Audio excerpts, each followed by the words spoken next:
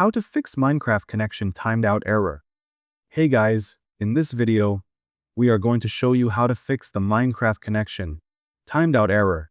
To fix Minecraft connection timed out error Getsockopt, the first step is to go to the Start menu. Now, use the search bar to command prompt. Then, click on command prompt as shown here. Here, enter the commands such as ipconfig/flushdns.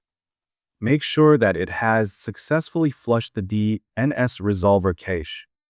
Another way is to click on the search bar given in the taskbar. Search for the control panel, and it will also give different settings just below it. After that, click on View Network Connections. Double-click on Ethernet, and a box will appear on your screen. Locate and click on Properties, and it will show you different options. Make sure to mark a tick on all of the given options except the Microsoft Network Adapter. Following that, click on Properties and enter 8 and 8 in the preferred DNS server. Now, enter 8, 4, and 4 in the alternate DNS server.